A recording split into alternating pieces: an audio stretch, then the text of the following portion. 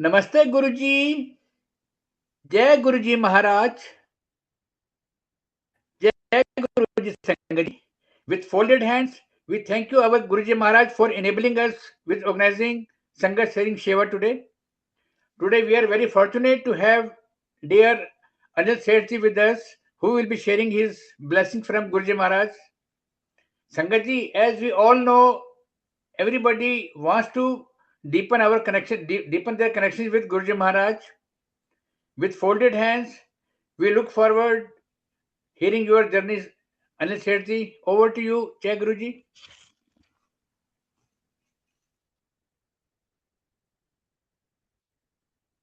Jai Guruji, everyone, and Jai Guruji, Vasan Uncle. It is indeed an honor and a privilege to connect with Guruji Sangat all over the world. And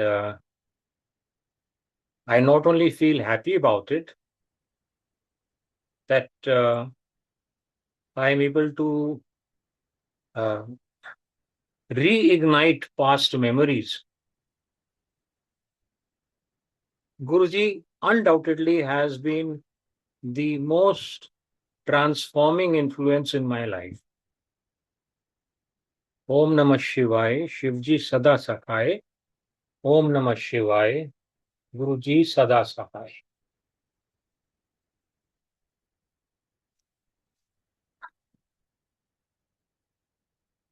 In the journey, we undertake many journeys throughout our life: geographical journeys, personal journeys, educational journeys, and family journeys. There are many kinds of journeys. You can go on and on and on. And with this one stroke of destiny, when we pass away, when we die, all these journeys come to an end. We carry nothing with us in the journey which we commence after our death, the so called spiritual journey. And this is the journey which can never be completed without the blessings of an enlightened Guru. And if the Guru happens to be an avatar, like the case of our Guruji, well, the journey is not only joyful and entertaining, but it is very educative and it is very fulfilling. A simple question, if you were to ask, scriptures tell us that God is omnipresent, He is omnipotent, and He is omniscient. Without any kind of an experience to substantiate this,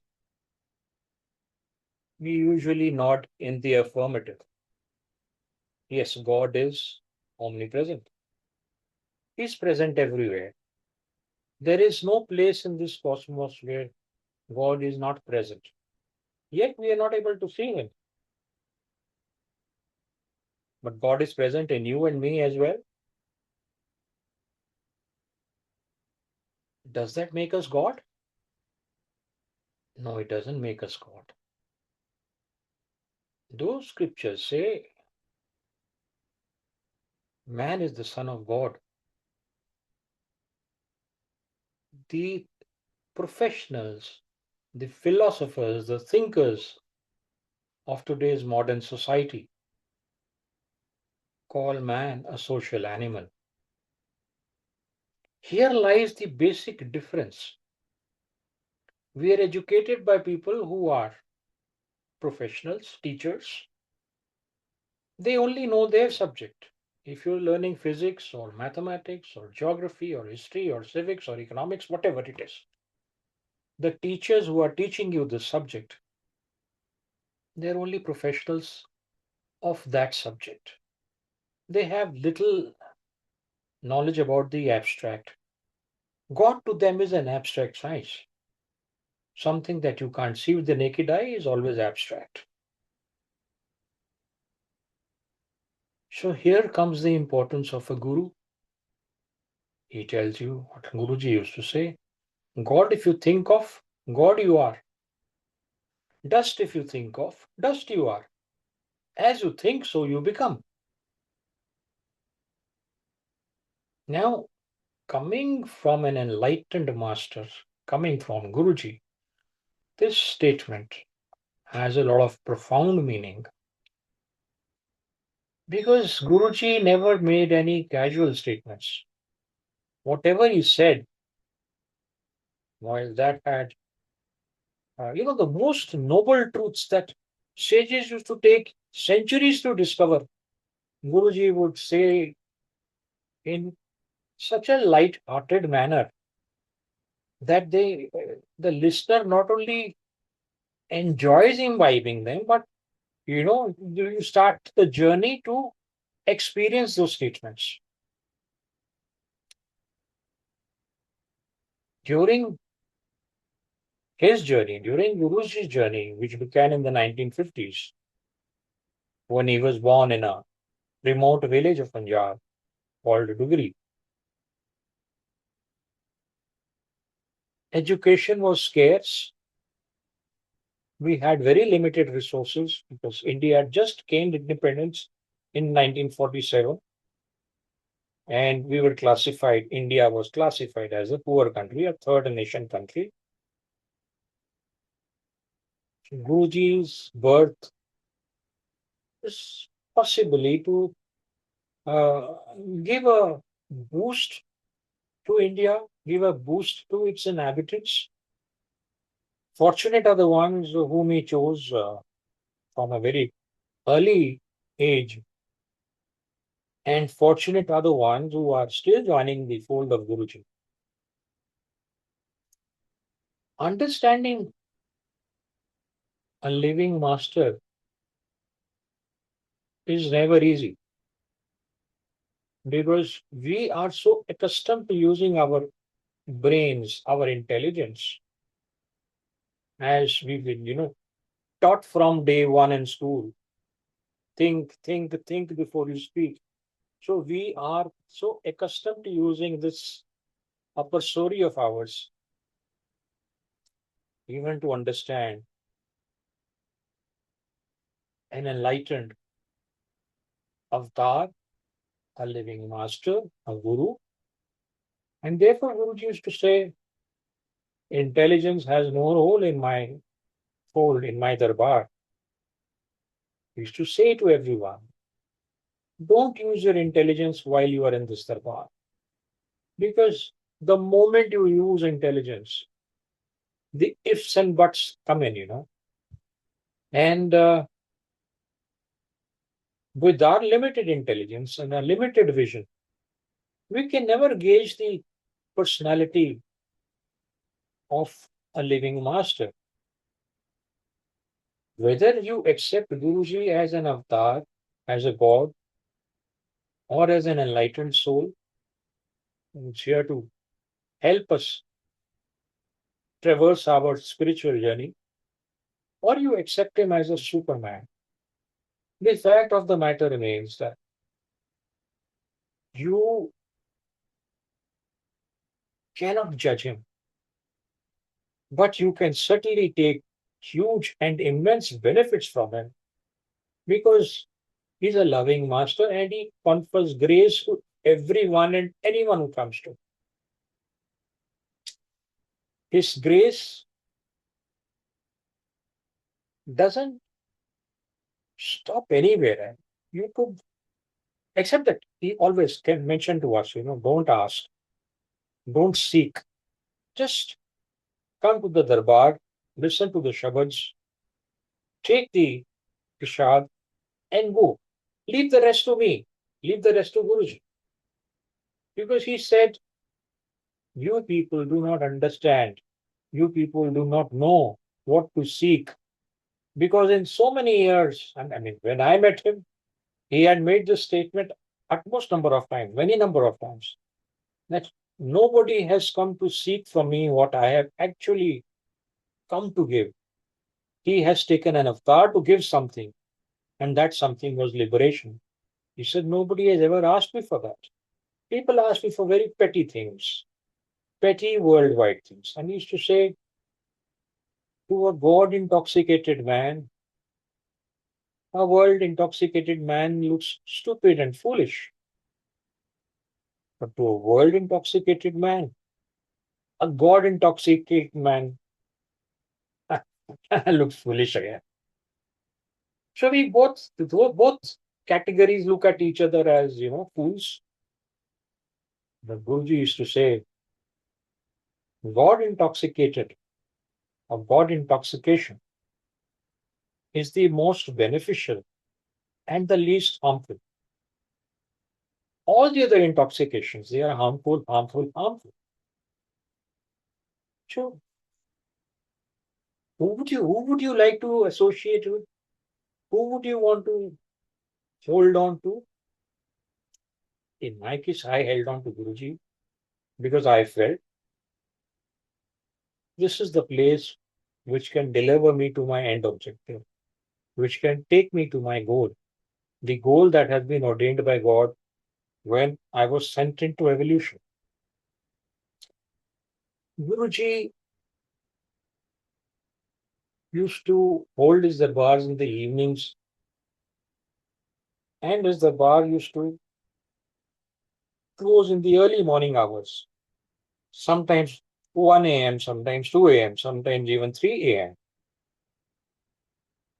And there were hundreds.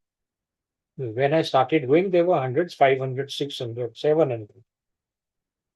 But on festival days, on eventful days, this gathering used to be in thousands. Today, this gathering is possibly in lakhs. So the message of Guruji, the name of Guruji is spreading like wildfire. People all over the world are, tuning into him. They want to know about him. They want to learn about him. They want to visit the places associated with Guruji. And that is where the onus falls on the earlier devotees, earlier Sangat of Guruji, because they are the ambassadors today to communicate Guruji's message, to counsel the new Sangat, the new devotees, into how they must conduct themselves, they must carry themselves in this pole. It is not a very difficult task, it's a very simple task. But nevertheless, there has to be a line of, do's and don'ts. Every place has that, even a school has that, even railway station, airports, every place has that. So Guruji's darbar is no different. There are do's and don'ts, and they're very simple to adopt. Do not use your mobile phone. Do not use your intelligence. Do not carry the prasad served to you in the darbar to your residence. That prasad needs to be consumed in the darbar itself, and it has to be consumed by the person to whom it has been served. This prasad has immense powers. We have experienced these powers on various occasions. It has curative powers, it has graceful powers, it has intuitive powers, it has spiritual powers. I mean, it is for Guruji to identify what is lacking or what needs to be strengthened in the devotee attending the darbar. And the prasad serves that purpose for that devotee. I recall an incident when a lady who was not well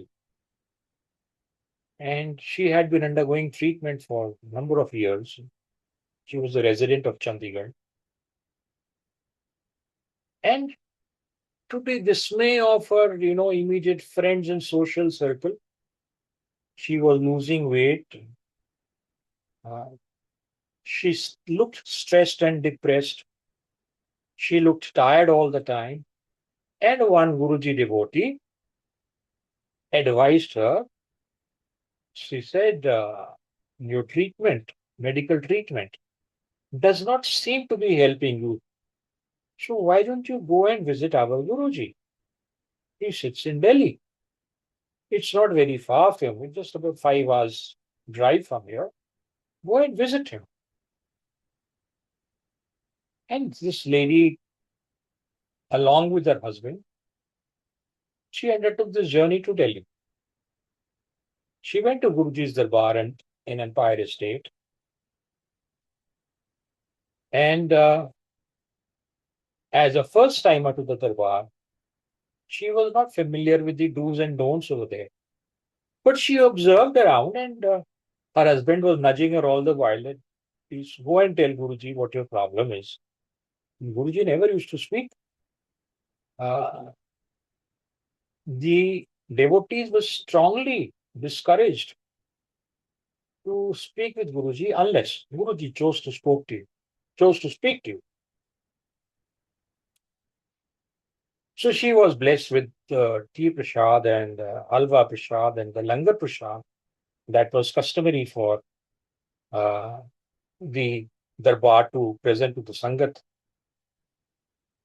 And upon the conclusion of the satsang, she went to take permission from Guruji. She thought that during the time she would speak with Guruji and apprise him of her problems. But before she could say anything, Guruji asked her to come again the next day. So she did not get the chance to communicate to Guruji what her problem was. Second day she came again, and again, same thing happened. When she touched Guruji's feet, Guruji asked her to come again the following day. So this thing happened on 5 occasions. By then, the husband and wife, a lot of stress had uh, entered into their relationship because the husband had taken on days, 1 day off from his office, and here he was, attending satsang with his wife, and he had extended his leave on 5 occasions. So the fifth day, before this lady could say anything, Guruji asked her and her husband, go home, go home, go home. The place was crowded, hundreds of people there wanting to touch Guruji's feet. So they left with a heavy heart. They were disappointed. They undertook the journey Delhi to Chandigarh post midnight, and none of them spoke to each other. They reached Chandigarh in the morning and were tired and went off to sleep. Upon reaching home, sometime 4 or 5 hours down the line, when they woke up, the wife suddenly felt that she had slept at length for about 4 hours plus. And she hadn't slept like this for years. So she told her husband, she said, I think Guruji has blessed me. I'm feeling better. I've slept through 4 hours. He said, you've gone bonkers. You've been taking treatment for 3, 4 years now. So the medicine is finally beginning to have effect on you. It has nothing to do with Guruji because you did not even speak with him. He didn't even know your problem. So while they were debating and, arguing about this, her friend who had introduced Guruji to her, she called up. She said, Neelam, are you back in Chandigarh? She said, yes, yes, I'm back. She said, how was your trip to Guruji's Darbar? She said, I don't know. We were there for 5 days and I tried to speak to Guruji on every day, on every occasion, but it didn't work out like that. Because every time I would go to speak to him, he said only one thing, come again tomorrow. So there was no communication of my medical problem. His friend said, oh, Neelam, I think Guruji wanted to give you 5 doses of that Langar Prasad. You must be feeling better now. And yes, Neelam had already felt and communicated that to her husband. She said, yes, I'm feeling better. She said, you do one thing. Go right away, go back to Guruji and thank him for this. She said, oh, but we've just returned in the morning and my husband and I are not even on talking terms. She said, forget all that. Give your phone to your husband. I'll speak with him. So Neelam passed the mobile to her husband and her friend said, uh, I'm sending my car and driver. Please, you and your wife, please go to Guruji's Darbar again today. Thank him for his blessing and come back. So before the husband could even argue or even communicate his decision to this auntie, she hung up. Now, her driver and her car came and we undertook the journey back to Delhi once again. The moment she entered Guruji's Darbar, she was in the line. 100 odd persons already in the line to touch Guruji's feet. And she was in the portion of the line which was outside Guruji's premises. So from where she was, she could not see Guruji. And where Guruji sat, it was not possible to see the end of the line. But Guruji called out loudly to her, said, Neelamanti, how's your urine problem now? And when she heard her name being called out like that, there were tears streaming down her eyes, and she ran into Guruji's darbar, fell at his feet, and she could not say anything. So Guruji told her that you were wondering whether Guruji knows my problem or not.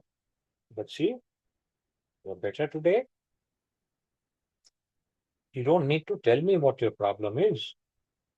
Come on now, stand up and tell everybody what your problem was. So this lady stood up and she took the mic and she narrated her ordeal of the years prior to meeting Guruji. She had a urine problem, which called for urination every 15-20 minutes, every half an hour.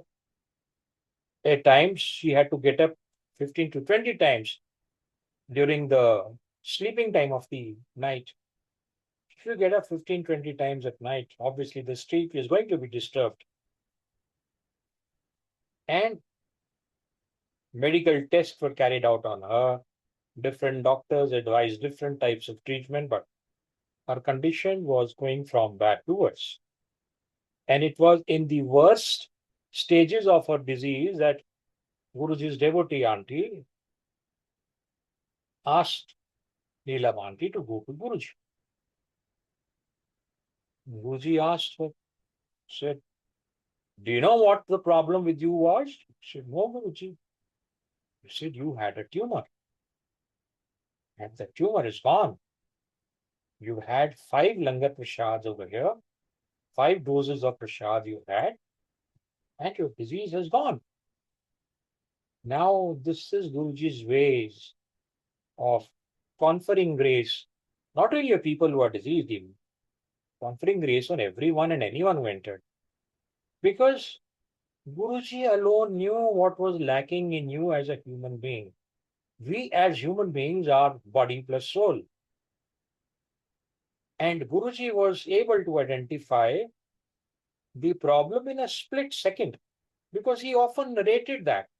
He said, when the moment you come before me, your past, present, and future, it reveals itself like a film. We go and watch films in theaters. So, like a film, it used to reveal itself before Guruji. And he knew whether he understood that through the aura or through a divine force, which at least I am not able to comprehend till date. But the fact is that Guruji did cure people. He did identify the problems. He conferred grace on people who were medically ill. people who were jobless, people who were suffering from depressions and stresses, people who were suffering from poverty. You name the problem, and Guruji's grace was there. And the system of grace was the same for everyone. I don't recall any incident during my association there, during my time that I spent with Guruji over there, where Guruji has asked any particular devotee to narrate his problem. Though as devotees, we were always eager to, uh, communicate with Guruji. We wanted to speak with him. We wanted him to speak to us. We wanted to hear his voice. We wanted to touch him. We wanted to uh, come closer to him. But well, there were some who were blessed. I was blessed. Guruji, on one occasion, gave me almost a 1.5 hour personal audience. Nobody else present over there except Guruji, me, and my wife. So these were blessings that only he chose to confer upon the devotees. Now, another incident which comes to my mind readily is that I was sitting before Guruji, and he suddenly spoke very loudly towards one auntie who had come in, who was coming to touch his feet. And he said, "Auntie," he said it very joyfully with lot of laughter, "Auntie, so aren't the doctors confused now?" The auntie was stunned because what she shared post Guruji's remark was that her husband, uh, just after having his lunch, complained of a strange kind of a feeling, pain in the chest, gastric in the stomach, and a very uneasy uh, gait. He did not even want to move his body at that point of time. So they tried home remedies, but when it did not work out, she took her husband to the hospital. And once in the hospital, doctors checked him out and they advised auntie. They said, "Auntie, uh, there is blockage in his heart. It is in excess of 90%. We are amazed how he has been living with such a blockage. And he needs to be treated surgically immediately. Um, but we can't perform surgery till his parameters normalize. So we've administered treatment to normalize his other parameters. But here is the surgery approval form that you need to sign on." The auntie was confused and she's dazed and she was a little scared. She telephoned her family and advised her children to join her at the hospital. And once they came there, she went off to meet Guruji at Empire Estate. When she reached there, Guruji was going for a walk, probably around 5 o'clock in the evening. Guruji's darbar used to start about 7:30, quarter to 8. He was going for a walk, and auntie was in a disheveled state. Eyes were red with crying, and Guruji asked her what happened. She said, "Guruji, my husband is admitted to the hospital, and doctors have said that he has more than 90% blockage, and they are advising immediate surgery. And they have given me this form to fill." So Guruji looked at her and he said, "Auntie, nothing has happened to him." She said, "No, Guruji, I don't know what to do. What shall I do with this form? They've asked me to sign it." He said, "Sign it, no issues." He said, "Okay, you sit here, you sit and meditate while I return from my evening walk." And he went off. Guruji's walking used to be people who have seen him walking, people who have known him, know that He used to almost glide in the air. His feet never touched the ground. They were always 6 to 8 inches above the ground. But people seldom looked at his feet because his face was so attractive. People often would look only at his face.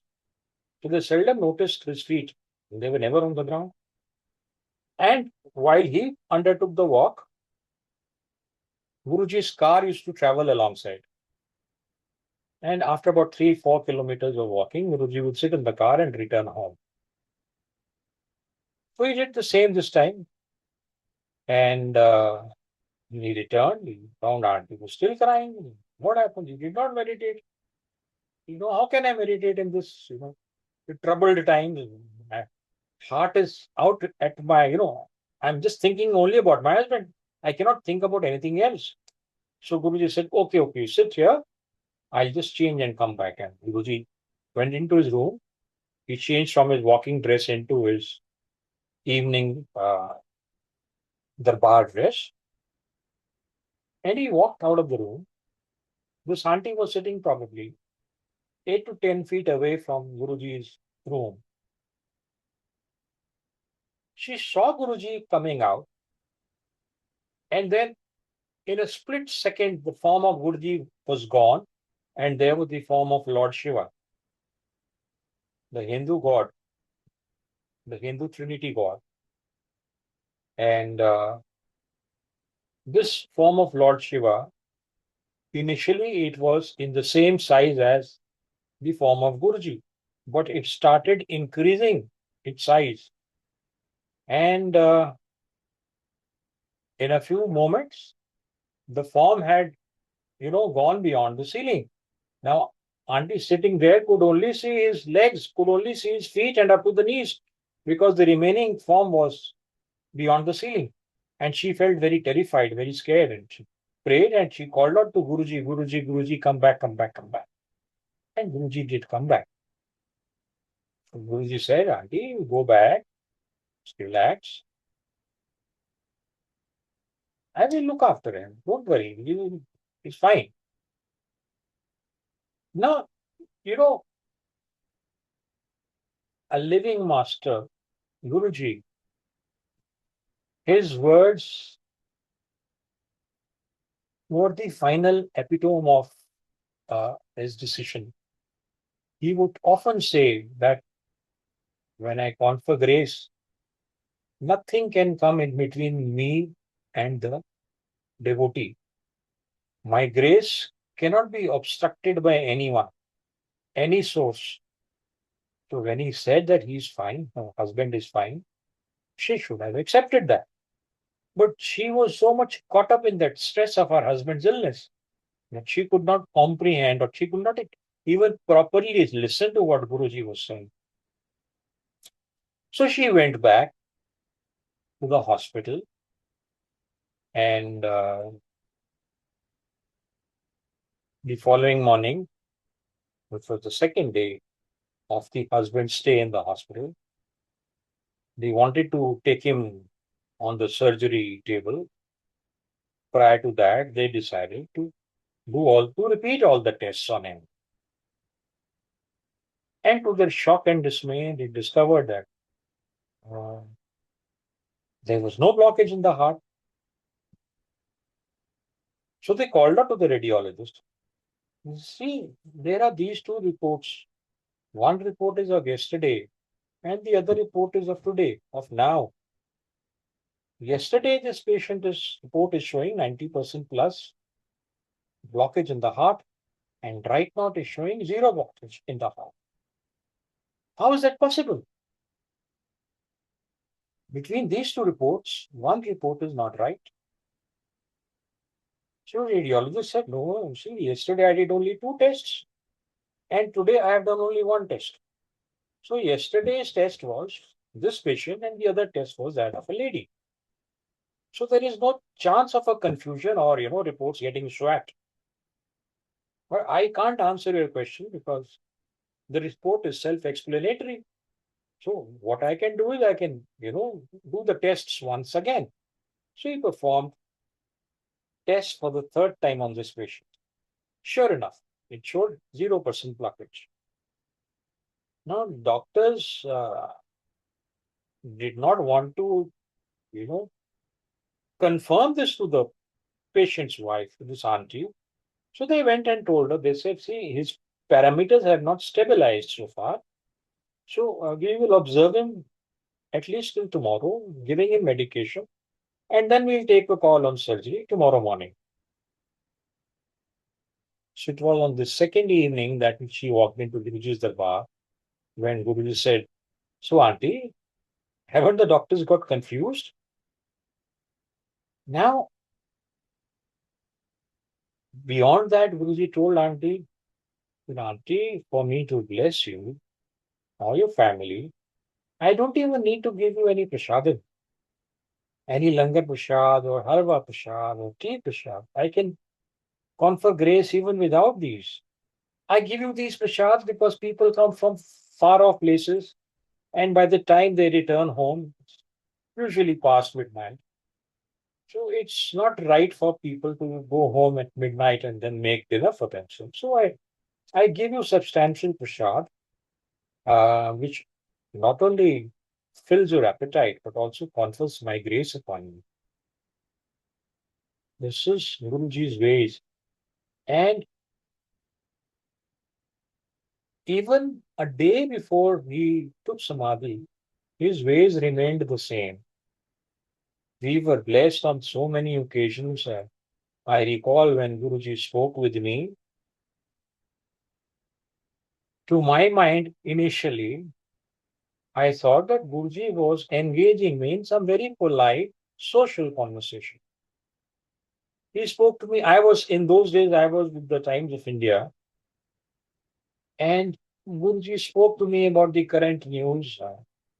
I recall that Pramod Mahajan, uh, Indian leader of the BJP, had been shot dead a few days prior to that.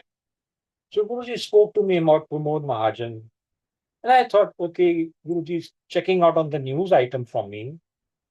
And then he spoke to me about few other issues. And then he asked me, he said, Uncle, what do you do? I said, Guruji, I'm an editor. He said, you should you should do your own work. You should go into business. I said, Guruji, firstly, I don't have the resources to set up a business of my own. And now having spent, more than 3.5 decades in this profession, I think it's time for me to open my boots and I don't have any ambitions to set out a venture of my own. So Guruji closed the chapter over there. 3, 4 days later, he was narrating an incident. He was speaking to some devotee in my presence. And I heard him speak these words. He said, never question the Guru, never argue with the Guru, never uh, disobey the Guru, because you do not know from where the Guru is speaking. If whatever the Guru says, you must accept that with a smile. Don't question. I recalled with utter disbelief and shock that just few days prior to that, I thought Guruji was, you know, engaging me in polite conversation. And I did not accept his advice. So Guruji had said further on to the same lady that even if it is midnight and Guruji says that the sun is shining outside, say yes. Because Guruji could be speaking about America at that time. You never know. But don't ever question the Guru. Don't ever counter the Guru. Say yes to whatever the Guru says. Because when you say yes, everything in the cosmic evolution will fall in line with whatever the Guruji has said. So these are Guruji's ways. We keep learning all the time. The learning never ends. Guruji's ways, when I speak about satsangs, when I speak about my experiences, these experiences revolve primarily around situations, difficult situations where devotees found themselves in, and how Guruji bailed them out through his grace. And most of these difficult situations were uh, probably, possibly, physical ailments, diseases, discomforts of the body, or maybe some few cases, discomforts, social discomforts, poverty related, jobs related, matrimonial issues. But spiritual pursuits, well, Guruji used to play those Shabads, which were his sign of statements, I should call. Guruji never used to give any discourses, but he said, I speak with you, I share my thoughts, I convey my discourses through these Shabads, which have been penned by the Sikh Gurus, starting from Guru Nanak Dev Ji. So he said, when you go to a Guru's Darbar, you go to listen to the Guru. Whether you understand these Shabads or you do not understand these Shabads, listen to them nevertheless, because these Shabads have my infused blessings, my powers. They will, the biggest miracle of Guruji actually, if somebody were to ask me, is not these cures and these jobs, etc., and the social benefits that Guruji has conferred. It is the change in human heart. He changes you from within. He changes your perception about life. He changes you to the extent that everything that you look at post meeting Guruji seems different and different and different. Because now, when you run alone, it is called race. When Guruji runs with you, it is called grace. And this is the race that Guruji always put us in. He said he has come to grant liberation to the liberation to mankind. But mankind seems to be not interested in liberation because so many times he repeated this statement and his disappointments that nobody has ever asked him to confer spiritual benefits. Well, the moment you start your spiritual journey with Guruji, spiritual journey doesn't necessarily mean going to the temple or the Gurdwara or to the church. It doesn't mean rituals of worship. It doesn't mean study of the spiritual scriptures. It means adopting a principled life to attain Godhead. Just to use the word sadhana. Sadhana is an Indian word. It describes or it implies the spiritual practice that you take upon yourself. It can be in this form of study of the scriptures. It can be in the form of loving devotion for God. It can be in the form of rendering service to society. It can be in the form of uh, following the master's literal footsteps. But whatever it is, there has to be regularity in that principle, and there has to be total commitment and faith in the words of the Guru. So, once you adopt these spiritual practices, then you understand what Guruji is all about. Because prior to that, Guruji, uh, in social terms, he looked very much like us. He spoke our language, he would dress like us, he would talk like us, he would eat like us, he would communicate like us. But suddenly he would rise to transcendental heights. He would rise to divine heights. And in a split second, you would understand through his, you know, uh, any divine experience that he is not one of us. He only looks like us, but he is not one of us. And this reality that you experience temporarily, you begin to experience once you undertake spiritual practices. Fortunately, uh, for me at least, I have started the process, and Guruji leads you on. There are so many things he says to you, because then his communication becomes a telepathic communication with you. So that is Guruji. Uh, I could go on and on and on.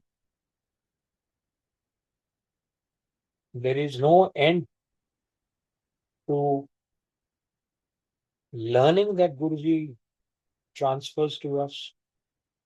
There is no end to the grace of Guruji that he confers upon us. There is no end to the experiences that Guruji gives us with each passing moment. But yes, the only thing that he expects from us is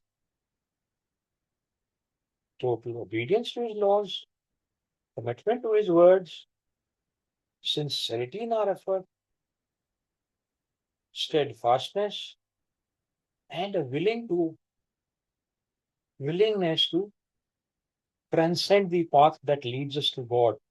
Because Guruji used to say, if you take one step towards me, I shall take 100 towards you. This statement also comes in the Bhagavad Gita. But there's another thing that Guruji implied. If you take one step away from me, I shall take 100 steps away from you. He never said that, but this is what it implies. So never once you've latched on to Guruji, never leave him. Be steadfast in your approach. Be devoted to him. Be committed to him. Follow him intensely. Take he has spoken about 105 small one-line sentences or two-line sentences that narrate the profoundness of spirituality. It is very important because the scriptures are difficult to understand.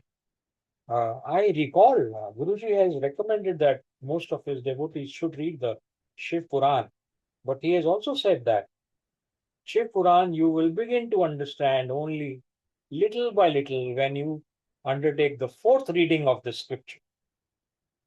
Well, fourth reading little by little, fifth reading little more, sixth reading maybe little more. But when you read Guruji's one-line statements, two-line statements, when you listen to them, the message is, wonderfully clear. They're simple to understand statements. They are profound, noble truths that sages have done penance for decades and decades, hundreds of years to understand, to unravel those mysteries of life that Guruji narrates to us. That is Guruji. I'll conclude the session here, and I'm happy to be associated, except that I need to now reprogram uh, my talk in English language. It comes naturally to me, but Guruji's words come to me in Punjabi language. So maybe by the next time when I speak on this again, I would have prepared myself substantially. So Jai Guruji to all of you. Om Namah Shivaya Shivji Sada Sahai. Om Namah Shivaya Guruji Sada Sahai. Uh, Jai Guruji Maharaj. Dhan Guruji Maharaj.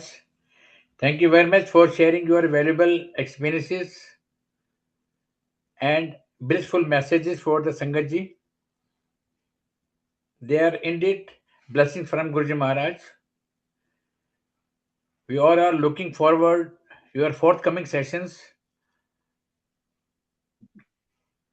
yes, Uncle. I think I will prepare myself for the next session. It's only linguistically I need to prepare. Otherwise, Yes. it's all the matter is over here. We'll take and Agya those who Pran guide from him. Maharaj. So